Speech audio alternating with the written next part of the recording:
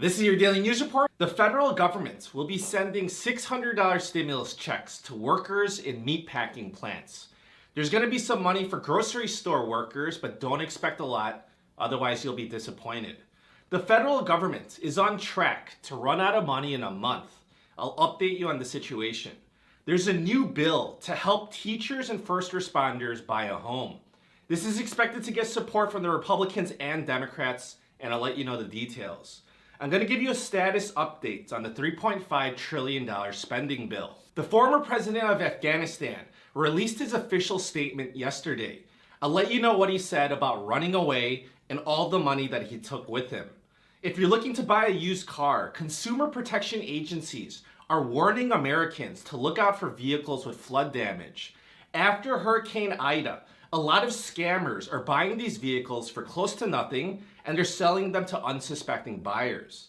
This is your Thursday news, and I hope you're having a very nice day. The federal government announced that they're going to send out $600 stimulus checks to workers on farms in meatpacking plants. The U.S. Department of Agriculture says workers in the food industry fell ill at higher rates than any other workers. Many of these workers had to stay home without pay or use their own money for personal protective equipment. The Secretary of Agriculture said workers in the food industry have taken significant personal risk to make sure that the rest of us can feed our families. A $700 million fund will be put together to distribute the payments. Approximately 1 million workers will be eligible for these payments.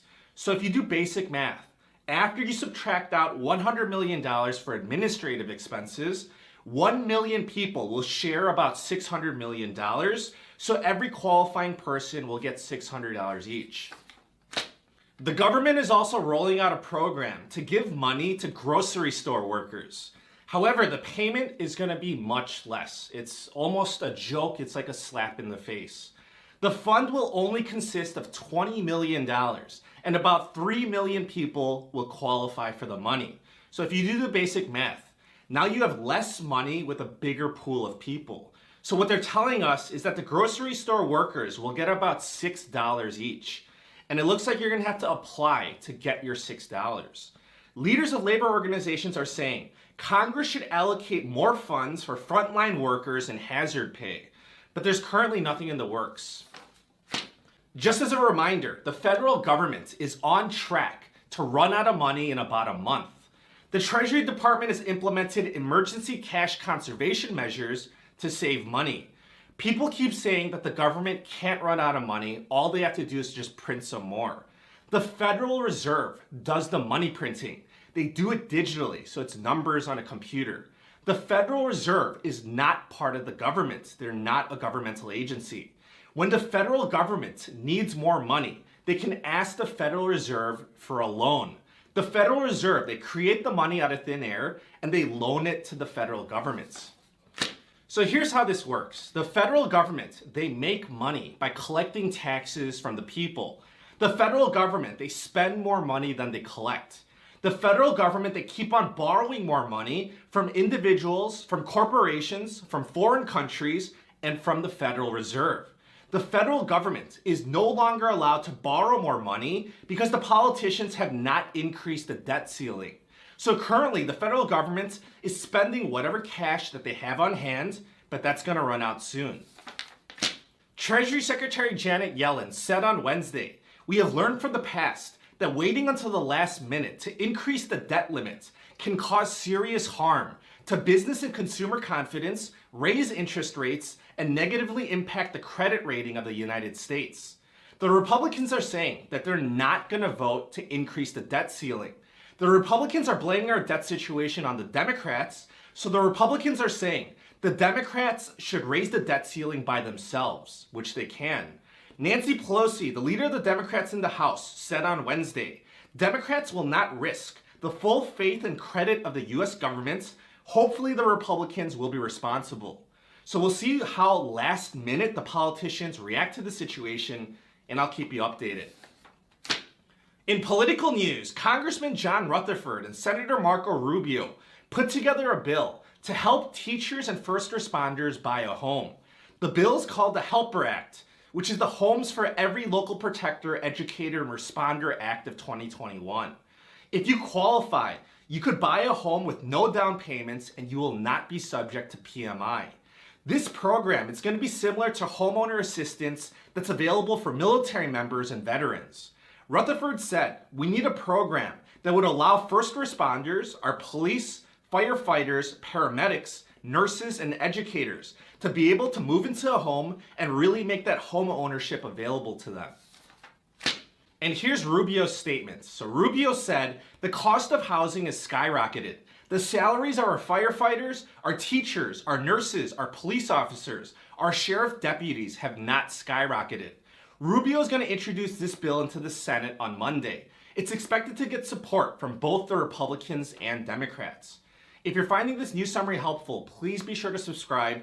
I try to deliver the news to you as straightforward as possible, and I hope that this breakdown helps. Regarding the $3.5 trillion spending bill, Democratic Senator Joe Manchin is still standing his ground and says that $3.5 trillion is too expensive. Manchin says that he's willing to support $1.5 trillion. But the leader of the Democrats in the Senate, Chuck Schumer, says that they're going to move ahead with the $3.5 trillion. You must remember that if a single Democratic senator votes no to the bill, then the bill will fail. It won't have enough votes to pass. But Senate Majority Leader Chuck Schumer said on Wednesday, we're moving full speed ahead. President Biden said about Senator Joe Manchin, Manchin at the end has always been there. He's always been with me. I think we can work something out. I look forward to speaking with him about it. In international news, the former president of Afghanistan, Ghani, issued his official statement on Wednesday. He apologized for running away. He called it the most difficult decision of his life. Ghani loaded cash into 4 cars and a helicopter, and then he ran away to the United Arab Emirates. He ran away with so much money that not all of it fit into the cars and the helicopter, so he left piles of money on the tarmac. Ghani said, I owe the Afghan people an explanation for leaving Kabul abruptly on August 15th after the Taliban entered the city. Leaving Kabul was the most difficult decision of my life, but I believe that was the only way to keep the guns silent and save Kabul. So please let me know your opinion. Did Ghani run away to save the people of Afghanistan, or did he run away to save himself? So I'm very interested to know your thoughts. Please leave your comments below. Ghani also denies stealing any money. He says that he's innocent. Ghani said, I must now address baseless allegations that I took millions of dollars belonging to the Afghan people. These charges are completely false. Ghani ended with, I apologize to the Afghan people that I could not make it end differently. My commitment to the Afghan people has never wavered and will guide me for the rest of my life. In current events, if you're trying to buy a used car, please be extra cautious. With all the flooding in the south and the northeast, thousands of vehicles were destroyed due to flood damage. If all the paperwork is done correctly and legitimately, a vehicle will be flagged as having flood damage. However, the National Insurance Crime Bureau says, unfortunately, after major hurricanes or flooding events, we see trying to scam consumers by selling cars damaged in the flooding. There's a car shortage right now. So a lot of scammers, they're taking advantage of the situation because buyers are not thoroughly inspecting the vehicles. According to Consumer Reports, a car that has flood damage may develop problems slowly over time. For example, corrosion will eventually damage the car's vital electronics, lubricants, mechanical systems, and even the airbags.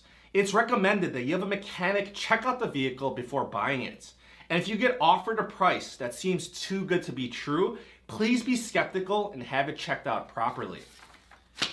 And I wanted to end with this interesting information. According to a new report by Moneypenny, 93% of Americans are not pursuing their dream career. The workforce is going through the Great Resignation. 1 out of 3 workers is considering quitting their job to find something else. According to the job site Monster, burnout and a lack of growth opportunities are causing this. The organization Jump Team says, coming out of people are burned out and they want to make a change. There's a crisis of identity that's happening right now. So if you're thinking about quitting your job, you are not the only one. That's the news for today. If you enjoyed today's report, please be sure to subscribe. I thank you for your support and I wish you a very nice day.